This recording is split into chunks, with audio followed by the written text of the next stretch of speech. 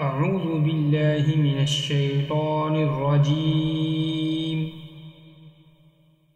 بسم الله الرحمن الرحيم. يا أيها المزمل قم الليل إلا قليلا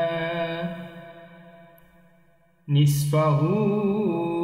أو انقص منه قليلا أو زد عليه ورتل القرآن ترتيلا إنا سنلقي عليك قولا ثقيلا إن ناشئة الليل هي أشد وطئا وأقوم قيلا إن لك في النهار سبحا طويلا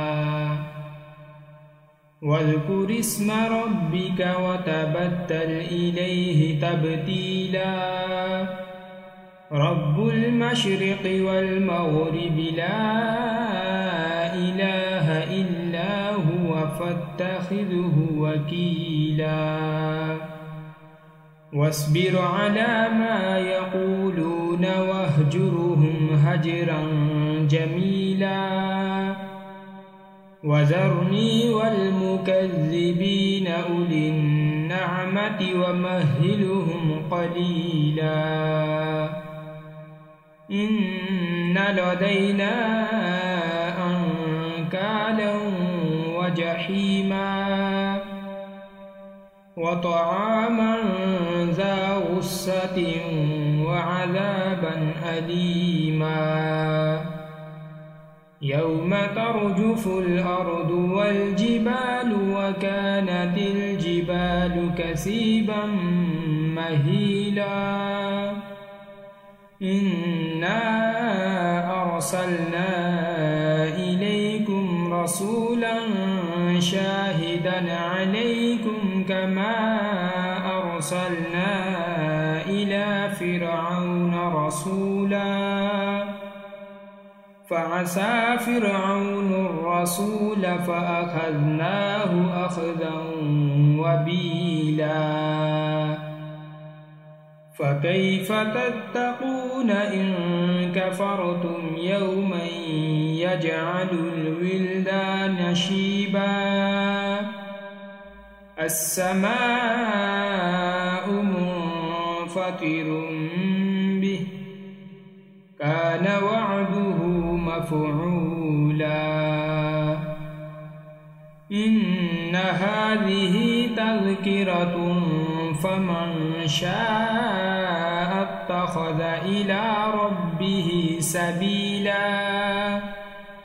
إن ربك يعلم أنك تقوم أدنى من ثلثي الليل ونصفه وثلثه وطائفة من الذين معك والله يقدر الليل والنهار علم أن لن تحصوه فتاب عليكم فاقرؤوا ما تيسر من القرآن علم أن سيكون منكم مرضى وآخرون يضربون في الأرض يبتغون من فضل الله